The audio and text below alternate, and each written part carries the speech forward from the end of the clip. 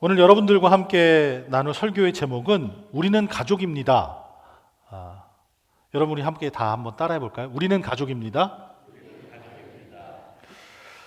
어릴 적 자라시면서 이 형제나 자매와 함께 자라신 분 계세요? 나는 형제와 자매와 같이 자랐다. 네, 우리 교회에 제가 알기로는 이제 혼자 계신 분은 별로 없는데. 예. 저도 위에 3살 위 형님이 한 분 계십니다.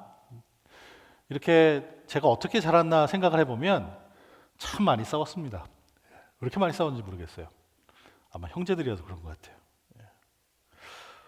뭐 그거 하나 더 먹고 덜 먹는 게 뭐가 그렇게 중요하다고 이렇게 싸웠는지 모르겠어요. 분명히 어머니는 반쪽을 잘라주셨는데 형께 더 커 보이는 거죠. 별거 아닌 것 같고 주먹 다짐도 하고 막 코피도 흘리고 뭐 이런 싸움도 했습니다. 하지만 그렇게 원수처럼 싸우다가도 동네에서 누군가 형을 욕했다, 동생을 욕했다, 그러면 그 자리에 마지막까지 서서 방어해주고 싸움 도와주는 것도 막상 형제죠. 형제 자매가 다 그렇습니다. 가장 가까이 지내서 매일매일 가장 친한 친구 같다가도 또 가장 원수처럼 등 돌리고 싸우는 것이 우리 형제 자매죠. 누군가 가족이 아닌 사람이 도전해 오면 둘도 없는 지원군이 되는 것이 우리 가족이죠. 근데 이렇게 가족이라고 함께 살면서 맨날 좋은 것은 아니죠. 때로는 서로를 아프게도 합니다. 그래도 가족입니다. 이런 기초적인 사랑을 우리가 갖고 있는 것, 우리가 한 가족이라는 것, 떼낼 수 없다라는 것, 한 피를 나눴다는 것이 아마 과거에 아프고 슬프고 힘들었던 것들을 딛고 일어나게 해주는 그런 힘이 되는 게 아닌가 생각을 합니다. 바로 이것이 하나님의 가족으로서 살아가는 방법이기도 합니다. 오늘 우리가 함께 읽은 빌레몬서는 성경에서 가장 짧은 책입니다. 오늘 제 설교가 재미가 없어서 딴짓을 하시는 분들은 빌레몬서를 읽으셔도 좋습니다. 제 설교 중에 한 10번은 읽으실 수 있어요. 짧지만 매우 특별한 책입니다. 그리스도인으로서 살아가는 것에 대해서 중요한 메시지를 우리에게 전해주고 있기 때문입니다. 빌레몬서는 바울 사도가 로마 감옥에 있을 때 쓴 편지입니다. 바울은 골로새에 살고 있는 신앙의 형제이자 친구인 빌레몬 앞으로 이 편지를 씁니다. 그 내용은 빌레몬으로부터 도망간 그 노예 오네시모에 관한 것이었습니다. 오네시모는 그의 주인인 빌레몬에게서 도망쳐서 로마까지 흘러간 그런 노예였죠. 이 오네시모는 바울을 만났습니다. 그래서 그에게 복음을 듣고 예수 그리스도를 주님으로 모시는 그리스도인이 되었습니다. 이 바울이 오네시모를 빌레몬에게 보내려고 하죠. 저 같으면 편지를 써서 미리 보내고 답을 듣고 보낼 텐데 희한하게 바울은 이 편지를 오네시모 손에 들려 보내줍니다. 바울은 빌레몬이 도망쳐 나왔던 노예였던 오네시모를 사랑하는 형제로 받아주기를 간곡하게 부탁하는 편지를 그에게 보냅니다. 우리가 이렇게 말씀을 읽고 여기까지 들었는데 우리가 한 발짝 물러나서 이들이 처한 상황이 어떠한 상황이었는지를 우리가 함께 살펴보기를 원합니다. 사실 누구 하나 마음 편한 사람은 없습니다. 바울은 이미 나이를 많이 먹었습니다. 그 젊은 혈기를 가고 열정을 가지고 하나님께 내가 내 삶을 다 드리겠다. 로마까지 가서 이 거대해진 로마 제국이 하나님을 믿는 그런 나라가 됐으면 좋겠다 하는 바람을 가지고 이방인들을 향해서 전도 여행을 쉬지 않았습니다. 그런데 이제는 늦은 인생의 황혼 들녘에 서 있습니다. 그것도 감옥에 갇혀서 쇠사슬에 묶여 있습니다. 빌레몬은 또 어떤 사람입니까? 오늘 말씀 앞에 5절 말씀을 보면 빌레몬의 인품을 볼 수 있습니다. 그는 주 예수와 모든 성도에 대한 사랑과 믿음이 대단한 사람이었다. 바울이 자신의 믿음의 친구를 그렇게 평가를 하죠. 그러니 그는 주변 사람들을 아끼고 사랑하고 예수님의 사랑을 실천하는 사람이죠. 그러니 그 집에 있는 노예들, 하인들도 다른 주인들처럼 다루진 않았을 겁니다. 그들에게도 사랑과 믿음을 주고 평안을 주고 어떻게 많은 사람들에게 예수 그리스도의 기쁨과 위로를 전할 수 있을까 노력하는 사람이었을 것입니다. 자애롭고 누구보다 인격적으로 사람들을 대하는 사람이었는데 그만 노예가 자기를 배신하고 도망갔죠. 그 배신 때문에 마음이 참 아픈 그런 사람이었을 것입니다. 세 번째 인물 오네시모도 편한 상태는 아닙니다. 물론 자유를 찾아 도망갔지만 그의 삶 속은 매우 불안으로 가득 차 있습니다. 거대한 도시에서 수많은 인파 속에 묻혀서 잘 숨어 있다 생각하지만 그 인생 속의 평안을 찾아보는 건 참 어렵습니다. 여전히 그는 도망친 노예 신세일 뿐입니다. 로마 군인들과 관원들이 나타날 때 그는 쿵 하는 가슴을 쓸어내릴 수밖에 없습니다. 당겨진 화살 시위처럼 팽팽한 긴장 속에서 하루하루를 살아갈 수밖에 없습니다. 불면 그리고 고통의 나날입니다. 당시 주인을 도망친 노예들의 종말이 어떠했는지 그는 잘 보아서 알고 있습니다. 주인의 말 한마디라면 얼마나 쉽게 십자가형에 처해질 수 있는지도 잘 알고 있습니다. 그래서 마음 열어 자신의 처지를 나눌 수 없는 괴로운 외톨이 신세가 바로 오네시모입니다. 그런데도 감사하게도 이런 각자의 처지가 참 암울하고 힘든 가운데 이 빌레몬서의 분위기는 참 희망찹니다. 제가 이렇게 뒷배경을 설명하지 않았으면 그런 일이 있었는지 여러분 잘 모르시겠죠. 그렇게 눈치챌 수 없을 정도로 빌레몬서는 희망으로 가득 차 있습니다.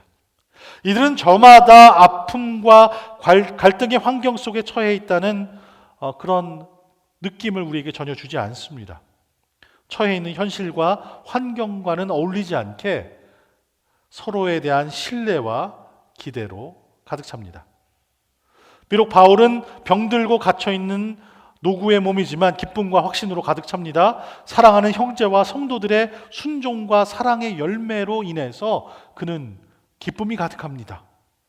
배신당한 주인 빌레몬에겐 용서와 기쁨과 위로가 넘칩니다. 오네시모에게도 희망이 있습니다. 도망친 노예지만 신실하고 사랑받는 형제가 되어 평안 가운데 주님께 그 발걸음을 내디디며 나아갑니다. 사실 우리는 어떤 일들이 일어났었는지 그리고 이 인물들이 어떻게 살아왔는지에 대한 전체 이야기는 잘 모릅니다. 빌레몬이 오네시모를 학대했을까요? 오네시모가 무슨 이유에서든지 스스로 노예로 되면서 빌레몬에게 자신을 팔았는데 주인을 모시고 섬기겠다는 그 약속을 어기면서 도망간 것일까요? 아니면 오네시모가 주인인 빌레몬에게 우리가 잘 모르는 재산상의 손실을 가져다 주었을까요? 우리는 어떤 일들이 어떻게 생겨났는지 잘 모릅니다. 우리가 알고 있는 것은 사도 바울이 이렇게 일어난 일들에 대해서 답을 편지에 쓴 것밖에 없습니다. 바울은 사도의 권위를 가지고 빌레몬에게 오네시모를 다시 받으라 명할 수 있습니다. 사도로서 그것이 가능하죠. 권위를 가지고 당신은 그리스도의 도를 따르는 사람이니 이렇게 하는 것이 마땅합니다. 명령조로 그에게 맡길 수 있습니다. 대신에 바울은 더 깊은 권위를 가지고 이야기합니다. 바울은 빌레몬에게 오네시모를 가족으로 받아주라 그렇게 얘기하죠. 오늘 우리가 함께 살펴보는 빌레몬서는 사실 1장이다 2장이다 부를 수 없을 정도로 장수가 없는 그저 25개의 절이 있는 짧은 성경입니다. 그런데 이 짧은 성경 25절에 걸쳐서 바울은 형제라는 단어를 4번이나 사용합니다. 그리고 가족이라는 단어는 2번 사용하죠. 사도 바울은 빌레몬에게 노예의 주인이나 종의 주인으로 대하며 이야기하지 않습니다. 바울은 빌레몬에게 오네시모를 형제로 받으라고 이야기합니다. 그리고 이렇게 형제된 관계를 기준으로 빌레몬에게 오네시모의 과거 상처를 다 용서하고 잘못했던 것들을 다 용서하고 그를 받아들여라, 그렇게 편지를 쓰죠. 이제 그리스도 예수 안에서 한 형제가 된 새로운 관계를 온전하게 하기 위해서는 빌레몬이 오네시모를 형제로 받아들여야 한다라고 그에게 권면하고 있는 것입니다. 이건 도무지 상식적이지도 않고 논리적이지도 않습니다. 세상의 윤리를 넘어서는 새로운 차원의 그런 윤리입니다. 그 시대에 있지도 있을 수도 없는 일입니다. 복음 안에 선 성도들에게 요구되는 하나님의 새로운 생활 원리인 것이죠. 빌레몬에게만 얘기하는 것이 아닙니다. 빌레몬에게만 요구되어지는 것이 아닙니다. 눈에 가시 같은 사람들을 상종하지 않으면 우린 편하죠. 좀 미워하는 사람 있으면 그 사람 있는 곳에 잘 안 가면 됩니다. 그 사람 있는 시간에 그곳에 안 가면 되죠. 마주치지 않으면 마음 상할 일이 별로 없죠. 그 사람이 어디 있을까 이렇게 생각하는 것만 해도 스트레스가 막 쌓이잖아요. 그죠? 마주보면 얼마나 마음이 아프겠어요. 그런데 예수님께서는 우리에게 뭐라고 얘기하냐면 그 눈에 가시 같은 원수를 사랑하고 그 원수를 위해서 기도까지 하라, 그렇게 말씀하십니다. 내게 꼭 있어야 하는 속옷을 누가 달라고 하면 뭐 이런 사람이 다 있어, 우리는 무시하겠죠. 그런데 예수님은 속옷뿐만 아니라 겉옷까지도 다 내주라, 그렇게 얘기하십니다. 누가 억지로 오리를 가자 하면 심리까지 아예 가져라, 이렇게 얘기해 주십니다. 누가 한쪽 뺨을 이유 없이 때리면 우리는 그냥 맞는 것도 참는 것도 억울해 죽겠는데, 그죠? 한 대 더 때려줘야 되는데 우리는 두 대를 때려야 되죠, 그죠? 예. 근데 예수님께서는 그 반대쪽 뺨도 이유 없이 돌려대라 얘기하십니다.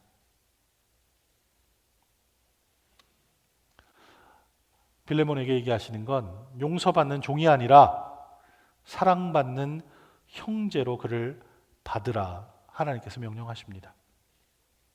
빌레몬과 오네시모의 관계는 하나님의 가족으로서 연구하고 고민해야 되는 아주 좋은 예입니다.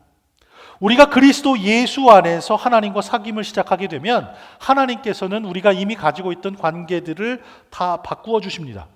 그것들을 다르게 보게 만들어 주시죠.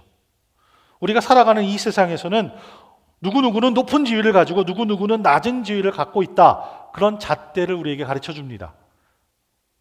돈, 권력, 명예, 학벌, 누군가의 가족, 누구와의 관계, 그런 등등이 그런 위아래를 가르는 기준이 됩니다. 그래서 그걸 잘 알고 있어야 되죠. 하지만 성령 안에서 우리 모두는 같은 하늘 아버지를 모시는 자녀들입니다. 로마서와 갈라디아서에서는 사도 바울이 우리에게 하나님을 아버지라고 부르도록 그렇게 초청을 합니다. 우리는 같은 하늘 아버지를 둔 자녀들이죠. 형제와 자매들입니다.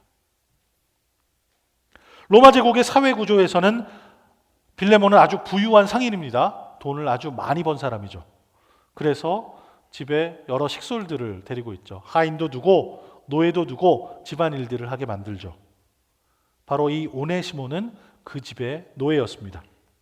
로마 제국의 관습과 제도 아래에서 이 두 사람과의 관계는 어느 정도 거리가 있습니다. 차이가 있죠. 위아래가 분명히 나누어져 있습니다. 빌레몬은 오네시모를 위에서 다스리는, 명령을 하는 주인입니다. 빌레몬이 이야기하면 그 명령에 따라서 할 수밖에 없습니다. 그것에 반발할 수도 없고, 그것에 내 생각은 다릅니다 얘기할 수도 없고, 그냥 얘기한 대로 해야 하죠. 그렇기 때문에 빌레몬은 도망쳤었던 오네시모를 벌주고 심지어 매질까지도 할 수 있는 모든 권리를 다 가지고 있습니다. 법적으로, 사회적으로 오네시모는 빌레몬의 소유였으니까요. 주인이 자기 소유를 가지고 자기 마음대로 하는데 누가 뭐라고 하겠습니까? 도망갔던 사람이니, 도망갔던 노예였으니 최대한 벌리고 싶은 대로 줄 수 있습니다. 심지어 그의 목숨을 앗아갈 수 있는 십자가 형벌까지도 그에게 지워줄 수 있는 그런 관계였습니다. 하지만 이들의 관계는 하나님을 믿게 되면서 바뀌게 되었습니다. 사도 바울은 빌레몬에게 오네시모를 더 이상 도망친 노예나 말 듣지 않는 종으로 받지 말라, 그렇게 이야기합니다. 사도 바울은 빌레몬에게 오네시모를 형제로 받으라 초청합니다. 형제는 싸울 수도 있죠. 어느 조각이 더 큰가, 마지막 남은 소세지 반찬 누가 먹는가, 이런 거 갖고 싸울 수 있습니다.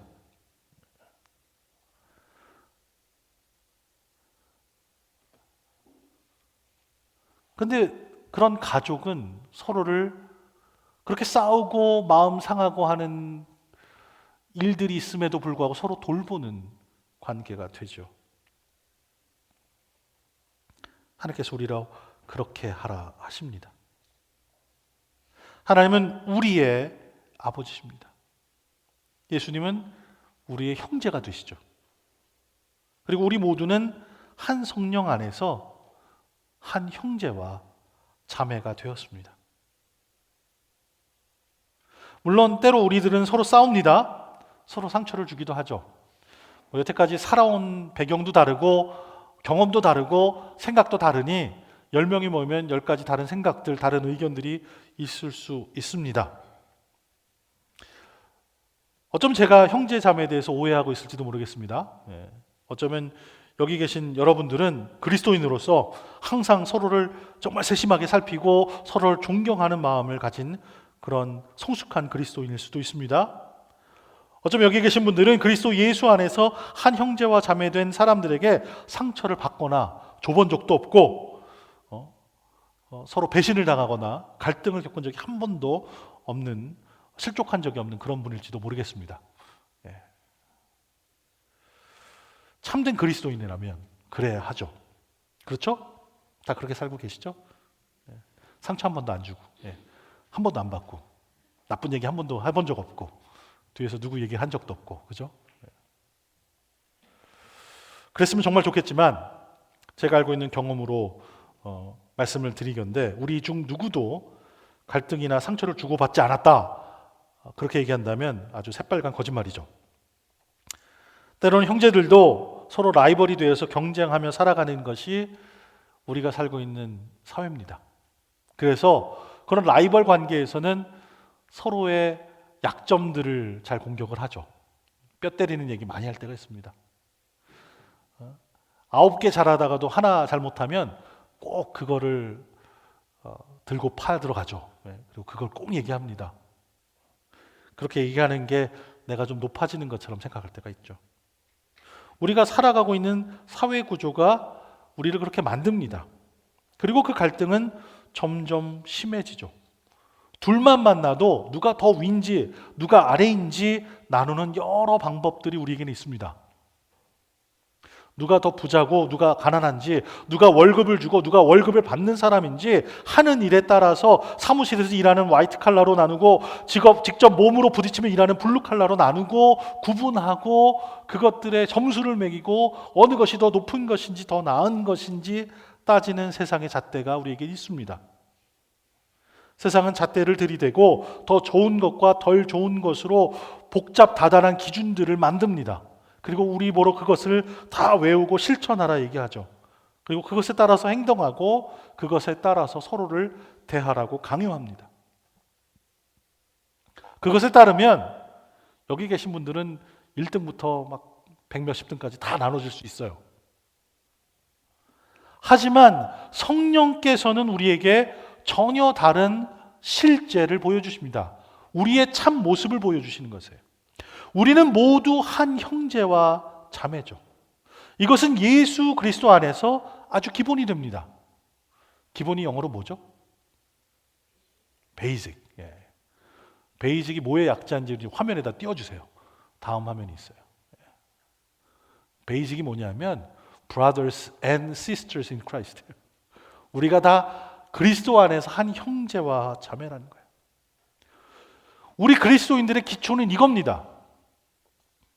나만 하나님 잘 믿고 나만 하나님께 칭찬받고 나만 하나님께 뭔가를 잘하며 살아가는 게 우리 믿는 사람의 도가 아니에요. 우리는 한 형제와 자매로서 살아가는 것이 우리의 기초입니다. 우리 모두 같은 하나님 아버지의 자녀들이죠. 물론 우리의 살아가는 삶에서 보면 때로 결혼을 통해서 가족이 된 사람들이 있습니다. 그러면 가끔 그 가족들은 조금 다르게 대할 때가 있어요. 피를 나눈 사람들끼리는 속닥속닥 중요한 정보들을 나누다가도 이렇게 결혼으로 맺어진 관계는 조금 거리를 둡니다. 사돈의 팔촌까지 가면 완전 남이죠, 뭐. 가족은 가족인데 아직 피를 나눈 가족처럼 대하지 못하는 것이 우리 삶 속에도 있어요. 그런데요, 우리 그리스도인들은 성도 다 다르고 자라는 환경도 다 다르고 가문이 다 다르죠. 그러니 얼마나 하나 되기 어렵겠어요. 그런데 우리는 모두 피를 나눈 한 형제며 자매입니다. 바로 예수 그리스도께서 보혈을 흘려서 우리를 구원해 주셨기 때문에 우리는 피로 맺은 한 가족입니다. 유교의 영향 때문에 남녀가 유별하고 상하관계가 분명했던 우리 대한민국 전에 조선이 있었습니다. 그때 기독교가 들어왔죠.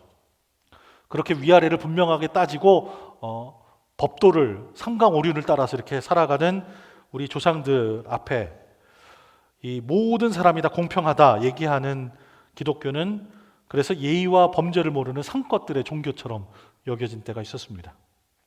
하지만 세상 잣대에 얽매여서 그 모든 것들을 대물림하면서 슬픔도 아픔도 상처도 가지고 살아가야 하는 사람들에게는 소망의 소식이었죠. 복음이었습니다. 뿐만 아닙니다. 누리고 갖추고 살고 있었던 사람들에게도 새로운 도를 배우는 계기가 되었습니다. 거칠해하면서 살아가고 눈치 보고 있는 척 아는 척 가진 척하는 거짓에서 참된 자유를 얻게 하는 것이 바로 이 복음이었습니다. 기독교 복음은 한국 사회를 발전시키는 아주 큰 영향이 있었죠.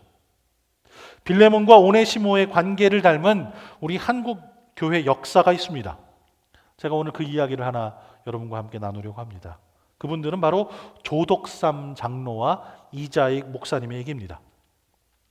전북 김제에 그 한 마을이 있었습니다. 용화 마을이라는 마을에 양반 지주이자 마방을 아주 크게 가지고 있는 조덕삼이라는 그런 어르신이 계셨습니다. 이 지역은 불교의 오래된 사찰들도 많았고 또 증산교라는 민족 종교의 본산지라고 불리는 동네였습니다. 이 마을에 1905년 미국 선교사 테이트라는 분이 지나가면서 복음을 전하게 됐습니다. 가장 부잣집에 특별한 손님으로 머물게 됐죠. 외국 사람이 왔으니 마을에서 제일 유지가 손님으로 맞아서 맛있는 음식도 대접하면서 손님으로 둔 것이죠. 이 조덕삼 어르신 마방에 묵고 있던 테이트와 함께 어느 날 그 주인인 조덕삼 어르신이 점심 식사를 하게 됐습니다. 점심 식사 먹던 그 좋은 기회를 가지고 이 선교사님이 복음을 전했어요. 이 복음에 감동을 받은 그 어르신이 이제 예수 그리스도를 믿고 나도 그리스도인으로 살아가게 해야겠다 그렇게 작정을 했습니다. 그리고 자신의 집 사랑채를 예배 처소로 내놓았습니다. 바로 이것이 그 지역 금산교회의 시작이었습니다. 이때부터 조덕삼은 집안 식구들뿐만 아니라 하인들에게도 예배를 참석하라 그렇게 얘기를 합니다. 그런데 그 하인 중에 마부였던 이자익이라는 분이 있었습니다. 이 예배를 통해서 하나님의 말씀을 듣고 복음에 사로잡힌 조덕삼과 이자익은 아주 힘을 모아서 복음을 열심히 전했습니다. 이 금산교회는 날로 부흥했습니다. 이 교회를 세우는데 열심을 다했죠. 하나님 나라 확장을 위해서 이 집의 주인과 그 집의 머슴이 함께 협력해서 주님을 섬긴 거죠. 이런 노력의 결과로 이 교회가 시작된 1905년 그 2년 이후에 1907년에 이 둘이 동시에 금산교회 영수라는 직분을 받게 됐습니다. 지금의 권사 정도에 해당되는 직분이죠. 그리고 이 교회가 점점 부흥이 되자 이제 그 교회를 치리하고 교회의 목사님을 도와 선교사님을 도와서 사역을 하게 될 장로 한 사람을 뽑는 투표를 하게 되었습니다. 마을 사람들은 당연히 조덕삼 영수가 먼저 장로가 돼야겠다 이렇게 생각을 했죠. 그게 상식이죠. 동네 유지고 재산도 많으니 그런 사람이 교회의 지도자가 되면 얼마나 교회에 도움이 되겠습니까? 근데 결과는 너무나 뜻밖이었습니다. 마을의 지주였던 조덕삼 영수를 제치고 그 집의 하인이었던 머슴이었던 이자익 영수가 장로로 추천이 됐습니다. 양반 상놈의 신분을 철저하게 따지던 시대에는 아주 충격적인 사건이었죠. 아마 교회를 안 다닌 사람이 얘기를 들었으면 수군덕수군덕 거릴 아주 좋은 그런 재료가 됐습니다. 그런데 이 투표가 끝나자마자 조덕삼 영수는 그 자리에서 발언권을 하나 달라 신청을 합니다. 그리고 교인들 앞에 나가서 이렇게 인사를 합니다. 이 결정은 하나님이 내리신 결정입니다. 우리 교회 교인들은 참으로 훌륭한 일을 해냈습니다. 저희 집에서 일하고 있는 이자익 영수는 저보다 신앙의 열의가 더 대단한 사람입니다. 나는 교회의 결정에 순종하고 이자익 장로를 받들어서 열심히 교회를 섬기겠습니다. 이 말을 들은 금산교회 교인들은 조덕삼 영수에게 큰 박수를 보냈습니다. 이 얼마나 아름다운 모습입니까? 참된 성서적인 모습이죠. 하나님 안에서는, 그리스도 안에서는 높고 낮음이 없고 있는 자와 없는 자의 차별이 없고 그 자체로 함께 어울려 사는 신앙 공동체임을 보여주는 그런 사건이었습니다. 당시 다른 수많은 교회들은 교회 안에서도 세상적인 기준이 존재했습니다. 양반과 상놈을 나누는 반상의 문제로 진통을 겪는 교회들이 많았습니다. 어떤 교회는 백정 출신의 집사가 먼저 장로가 되니까 양반 출신 신자들이 교회를 갈라서 나가버렸습니다. 교회를 새로 세우는 일들이 빈번했죠. 하지만 조덕삼은 자신의 약속대로 믿음 안에서 이자익을 장로로 섬겼습니다. 당시는 교역자들이 부족한 때라서 이자익 장로가 예배를 인도하고 설교하는 일이 많았답니다. 하지만 이 이자익 장로가 설교를 할 때면 조덕삼 영수는 맨 앞자리에 앉아서 겸손하게 예배하고 무릎 꿇고 이자익 장로의 설교를 들었습니다. 집에 돌아오면 주인과 머슴의 관계로 바뀌지만 교회에 가면 장로와 영수의 관계로 그를 그렇게 섬기면서 자신의 직분을 다했던 거죠. 교인들과 마을 사람들도 이 조덕삼 장로의 모습에 모두 놀랐다고 합니다. 소장농이나 머슴은 비천한 사람처럼 아주 아랫것으로 취급을 받았는데 이 조덕삼 영수는 기독교 복음의 진수를 맛보았기 때문에 성서의 가르침대로 그 직분을 그대로 따르며 순종했던 것이죠. 교회 지도자는 사회적 신분에 따라 결정되는 것이 아니라 하나님의 영광을 가장 잘 드러낼 수 있어야 되는 사람이 해야 한다는 것을 삶으로 직접 보여준 것입니다. 비록 양민과 천민의 구별이 철저했던 때였지만 교회 안에서만큼은 그런 구별이 없음을 보여준 훌륭한 우리 한국 교회의 유산입니다. 이후에도 조덕삼 장로가 되어서 그는 이자익 장로가 평양신학교에 갈 수 있도록 도와줬습니다. 전액 장학금을 주면서 공부할 수 있도록 지원을 해줬죠. 1915년에 이 이자익 장로가 드디어 목사로 안수를 받자마자 금산교회는 2대 담임 목사님으로 이 목사님을 모셨다고 합니다. 이후 이자익 목사님은 총회장을 3번이나 역임하는 큰 인물로 성장할 수 있습니다. 이 세상의 잣대로 보면 총회장 3번이나 한 인물이 더 높은 인물이죠. 제가 보기에는 이분을 섬길 수 있는, 머슴을 섬길 줄 아는 그 조덕삼 장로가 참 큰 인물이라 생각합니다. 참 귀한 이야기죠. 예수 그리스도 안에서는 우리는 높고 낮음이 없습니다. 양반도 상놈도 없죠. 이방인이나 선택받은 사람의 구분도 없습니다. 남녀노소도 없죠. 종이나 자유자도 없습니다. 하나님께서 예수 그리스도를 통해서 그 모든 장벽들을 다 허물어 주셨습니다. 우리는 교회 안에서도 이런 사회적인 잣대, 세상의 잣대를 많이 논합니다. 누가 먼저 나왔는지, 누가 늦게 나왔는지, 누가 세상에서 더 성공했는지를 가지고 교회 안에서도 위아래를 두려고 합니다. 그런데 하나님께서는 그 장벽을 예수 그리스도를 통해서 다 허물어 주셨습니다. 이 귀한 복음은 듣고 깨닫는 것만으로 그쳐서는 안 됩니다. 우리의 삶으로 살아가야 하죠. 조덕삼 장로님처럼 말입니다. 제가 설교하는 이곳은 참 거룩한 곳입니다. 여기가 왜 거룩할까요? 제가 거룩해서 그럴까요? 제가 많이 배워서 그럴까요? 아닙니다. 여기가 거룩한 것은 하나님께서 거룩하시기 때문에 거룩합니다.